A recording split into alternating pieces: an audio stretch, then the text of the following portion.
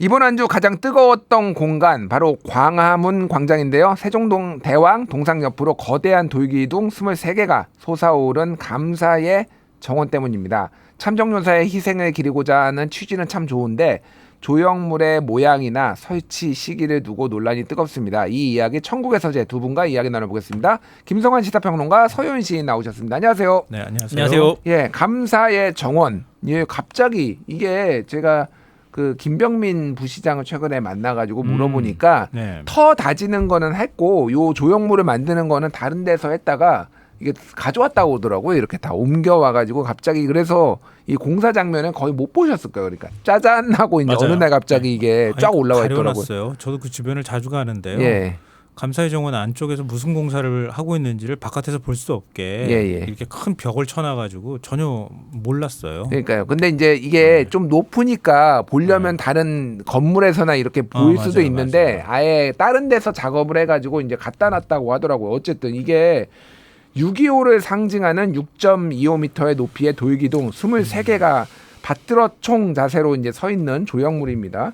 이게 이제 사진이 있으면은 좀 사진을 띄워주시면 될 것 같고요. 네. 그래서 예, 지금 꽤 커요 이렇게. 그래서 이게 이제 우리나라의 한국 전쟁 6.25 전쟁 때 참전한 국가들의 국기가 저 돌기둥 앞쪽에 이렇게 조그맣게 붙어 있고 그들이 보내준 어떤 돌들이나 예를 들면은 독일에서는 베를린 장벽 돌을 또 보냈다고 하더라고요. 그런 것들이 좀 포함이 돼가지고 저게 만들어졌다. 그래서 감사를 하는 마음으로 감사의 정원을 만들었다라는 게 저기 서울시 측의 입장입니다.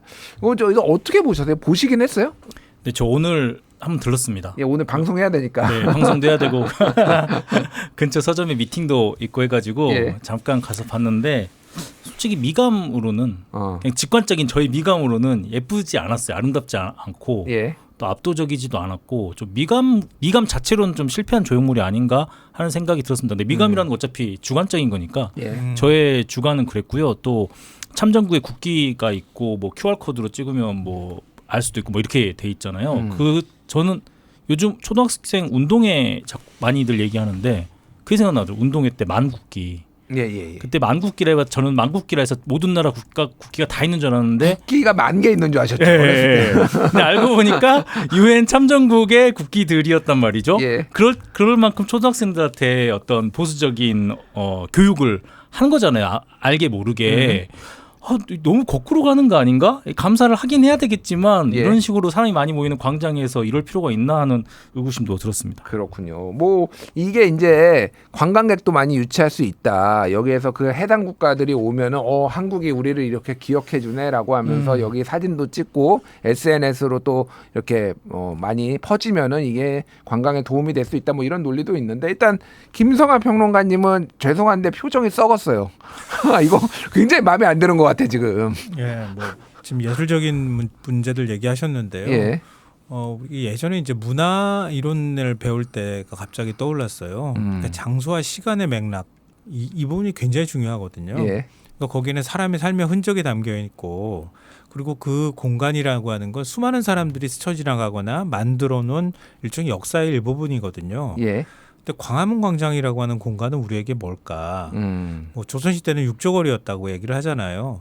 근데 육조거리였던 그 거리가 일제강점기 들어서서 훼손되고 그 다음에 일종의 우리가 어느 순간부터 민주주의 역사가 담겨있는 공간으로 바뀌어왔던 거잖아요. 예. 그러니까 시민한테 되돌려주는 공간이 됐던 거예요. 그러니까 일종의 왕이 걷던 왕의 길에서 시민들이 모여서 시민의 자유를 논하던 그런 광장의 의미로 바뀌어왔던 거예요. 예. 근데 거기다 그 광장이 된 공간을 자꾸 또 국가 권력이 손을 대거나 권력자가 자신의 의지에 따라서 뭔가를 만들어 놓으려고 하는 거예요. 예. 그럼 시민들은 거기에 그 역사적 맥락과 그 공간의 맥락성이라는 게 점점 사라지게 되잖아요. 근데 그 작업들을 지금 하고 있는 거 아닌가라는 생각이 기본적으로 저는 들었어요. 예. 어떤 조형물이 들어갔다 하더라도 저는 개인적으로 반대하는 쪽에 좀 더 가까워요. 근데 그러니까 꼭 감사의 정원이 아니더라도 네네. 쉽게 얘기하면은 네. 광장에다가 왜 이거저거 덕지덕지 만드냐 그게 네. 좀 불편하신 거네요. 그러니까. 맞습니다. 예. 저 세종대왕상 만들 때도 반대했어요. 세종로라서 세종대왕상 만드는 건데?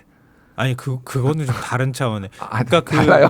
광화문 광장 안에 예. 만약에 세종대왕의 업적, 그러니까 사실 우리의 가장 대표적이고 위대한 왕이니까 세종대왕의 동상이든 기념하는 무언가를 만드는 건 좋으나 예. 지금과 같은 그렇게 금색칠을 해서 광장 중앙에 떡하니 갖다 놓고 그것도 크기도 엄청나게 크고 너무 위압적이다. 이렇게 굳이 만들어야 할 필요가 있느냐는 거예요. 예. 그렇게 해야 우리가 세종대왕을 위대한 왕이라고 기억합니까?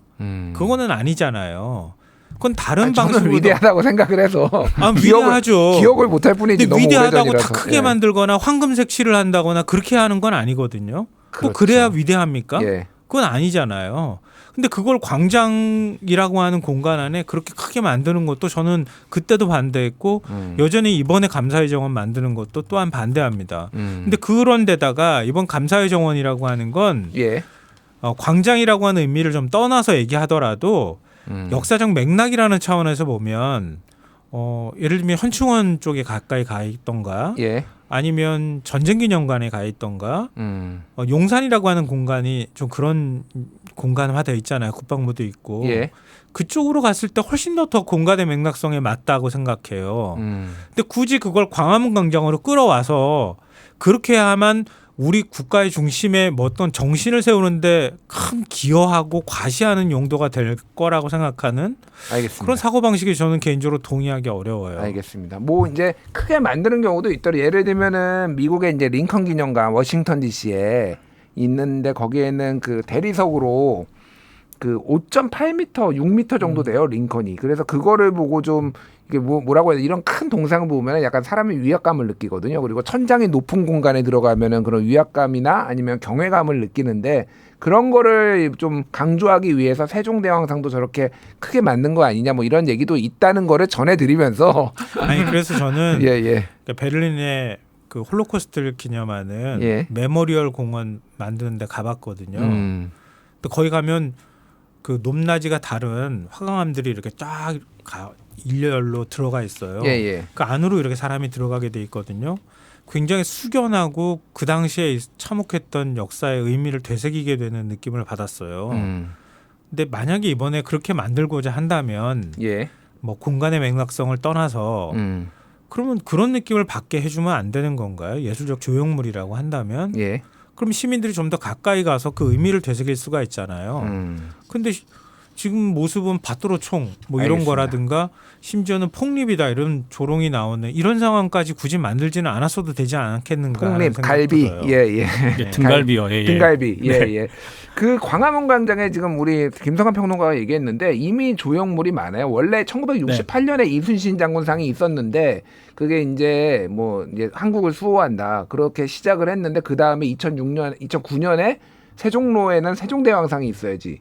뭐 이렇게 간 다음에 그 다음에 이제 무슨 명량 문수, 한글 문수, 시간의 벽천, 사원부 문터 막 이렇게 온갖 것들이 계속 들어오거든요. 그래서 광장이 맞아 이게? 뭐 이런 말씀하시는 분들도 좀 있더라고요. 그 아름다운 광장의 공통점들을 찾아보면 실제 우리 광장은 좀 서구적 개념이긴 하죠.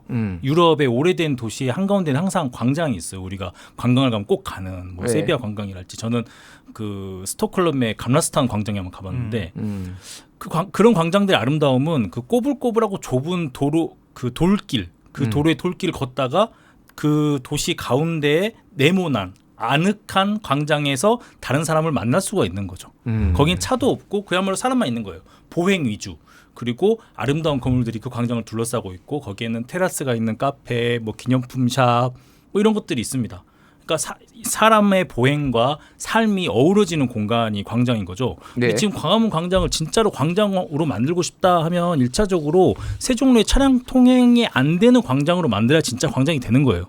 지금 그냥 길 옆에 모퉁이의 공터에 가까워요, 사실. 네. 거기다가 전시하는 것들을 각자의 목적에 맞게 자꾸 놓는 거죠. 이 지금 뭐 선거라서 굳이 길게 말씀을 못 드리겠지만 이것도 정치적 목적이 없다고 할 수는 없어요. 왜냐하면 만들어 놓고 되게 좋았으면 칭찬받을 거잖아요. 알겠습니다. 네. 이게 이제 선거용이라고 특히 민주당 쪽에서도 지적을 하고 시민단체에서도 지적을 한 게 원래 애초에 오세훈 시장이 2024년에는 여기다가 맞아요. 100m짜리 태극기 개양대를 만들려고 했는데 난리가 났어요. 그것 맞아요. 때문에. 네. 그게 사실은 비상계엄 전이기 때문에 이거는 대선용이다. 대선에 출마하기 위해 강성 보수층의 애국심을 보여주기 위해 이걸 하는 건데 이제 어쩌다 보니까 이게 지방선거용이 돼버린 거죠. 그러니까 이게 뭐 바뀌면서 그건 그러니까. 뭐 시기상으로 그렇게 뭐 맞은 부분을 꼭 그거다 이렇게 말하기는 뭐 그런 의도를 지적이 우리가, 있다. 정확하게. 예, 그런 예. 생각이 드는데 말씀하셨던 그게 전 제일 중요하다고 봐요. 그러니까 100m 높이의 태극기 개양대를 굳이 왜 거기다가 그렇게 위압감이 느껴지게 그렇게 해야 국민들한테 일종의 애국심을 고취하기 위한 목적으로 그걸 한다고 말하는데 굳이 그렇게 할 이유가 뭐가 있냐는 거예요. 예. 일종의 국가주의를 국민들한테 강요하는 게 되잖아요. 그렇게 되면. 그러니까 그것도 불편했는데 그게 막 반발 여론이나 비판 여론이 많으니까 갑자기 공모 사업으로 돌아서더니 그러면 그거랑 유사한 형태의 참전 용사에 대한 감사의 뜻을 거기다 넣겠다고 이렇게 나오는 거예요. 예. 그러니까 애초에 그 태극기를 세우겠다고 하는 목적하고 맥락이 맞닿아 있는 것들을 갖다 넣고 싶어 했던 거죠. 그거는 일종의 권력을 가진 사람의 자기의 의지를 투사하는 거거든요. 예. 근데 왜 자기가 거기다 투사를 하냐고요. 제 얘기는 알겠습니다. 하고 싶으면 다른 데다 해도 되는 거를. 그 얘기를 좀 해보고 싶은데 그 전쟁기념관에 저거랑 모양이 매우 흡사한 조형물이 이미 있더라고요. 그 지금 유튜브 좀 사진 좀 찍어주시기 바랐는데 이게 있어요. 그러니까 거의 이것도 바트로총 자세의 이런 조형물이 있고 거기에 이 아예 국기를 각 국가의 국기를 이렇게 개양을 해놓고 이 어떤 국가들이 참전을 했고 그 내용에 대해서 이 이제 대리석이라고 해야 되나 저 검은색 돌에 이제 벽면에다 새겨놨습니다. 그래서 이게 전쟁기념관에 이게 있는데 왜 광화문 광장에 또 만드냐 이런 지적도 좀 있더라고요. 예. 그 아까 광화문 광장에 오면 해외 관광객들도 올 것이다. 그런 말도 있잖아요. 예. 일종의 다크 투어리즘인가요? 약간 좀 맥락이 안 맞다고 생각이 드는 게 저희가 베를린에 관광 가면 젊은 분들이 예. 베를린에 관광 가면 베를린 클럽에 갑니다. 역사적 조형물에 잘 가지 않아요. 그게 코스 중에 하나가 될 수는 있겠지만 베를린 장벽에 가시는 분들도 꽤 있죠. 예. 네, 그렇긴 한데 그 전쟁의 흔적을 찾아서 잘 가진 않거든요. 그러니까 우리나라가 예전에 10년, 20년 전에는 해외 이미지가 6.25 전쟁, 북한, 핵으로 통용됐다면 지금은 그렇진 않잖아요. 지금 우리나라가 다른 이미지로 해외에 통하고 있고 그게 우리나라 자산이 되고 있는데 네. 굳이 과거의 것을 해외 관광객들이 많이 모이는 곳에 저렇게 거대한 형태로 놓을 필요가 있는가. 심지어 전쟁 기념관이 있는데 예. 그런 의문이 들지 않을 수가 없고요. 저 파주 시민으로서 저 6m짜리 조형물을 파주로 이전하는 걸 한번 추천을 해봅니다. 파주요? 네. 파주는 왜? 네. 접경이잖아요. 아 접경이라서 네, 네, 네.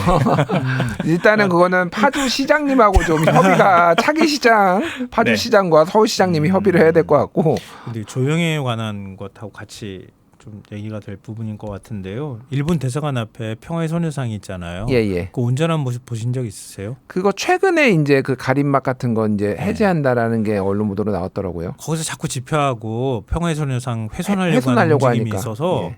그 평화의 소녀상 주변으로 일종의 뭐 바리케이트라고 해야 될까요? 그걸 뱅글뱅글 둘러놔가지고 평화의 소녀상을 제대로 볼 수가 없었어요. 예. 소녀상을 지키겠다고 또 옆에 천막을 막 쳐놓고 이런 일들이 있어서 근데 그게 말끔히 사라진 거를 몇 년 만에 제가 봤는지 모르겠어요. 예. 또 오늘 가가지고 이렇게 지나가는데 약간 뭉클한 거예요, 느낌이. 근데 평화의 소녀상은 키가 저보다 훨씬 작거든요. 굉장히 진짜 적어요. 초등학생보다 조금 더 큰 크기 정도가 되나요? 그런데도 지나가는데 제가 그런 느낌을 받잖아요. 물론 예. 안 받는 분들도 계시겠지만 각자 생각은 다를 수 있겠으나 크게 만들고 위압적으로 만들고 뭔가 국민들한테 크게 과시를 해야 그게 곧 기념이 되는 거다라고 예. 하는 등식은 저는 맞지 않는 것 같아요. 알겠습니다. 예. 그러니까 그래서 좀 소개해드리고 싶은 작품이 오스트리아 작가 로베르트 무질이 쓴 기념비에 관하여라고 하는 책이 있어요. 예.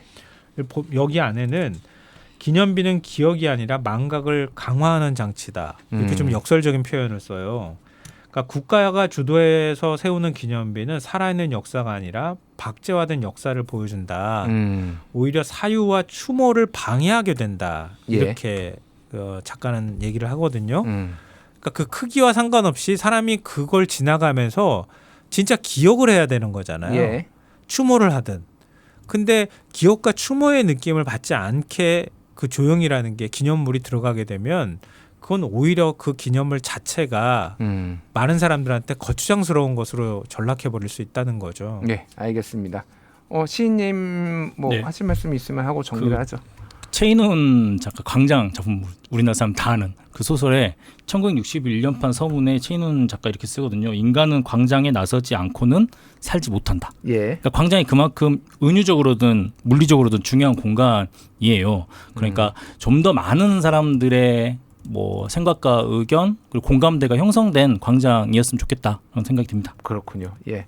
그러니까 저는 광장의 의미를 그냥 한자 그대로 살렸으면 좋겠다. 넓을 광자의 장소 장자면은 그냥 뭐 설치 좀 그만하고 이게 그냥 뭐 선진국 우리가 타령을 할 것도 아니고 한국이 선진국이니까 그런데 왜 해외 어딜 나가도 이렇게 많이 모를 설치한 나라는 없어요, 솔직히. 너무 많이 오밀조밀한데 지금 다 때려 박았다 그러니까 이거는 좀 안 맞는다 그 생각이 듭니다. 예. 우리 얘기 실컷 하라고 하고 난 다음에 마지막에 그러니까 객관적인 알겠습니다. 시간이 쉬었다가 없어서. 이렇게 주관적으로 바뀌셨습니까? 알겠습니다. 전 찬성합니다. 예, 천국의 서재 김성환 평론가 서현 시인이었습니다. 감사합니다. 감사합니다. 고맙습니다.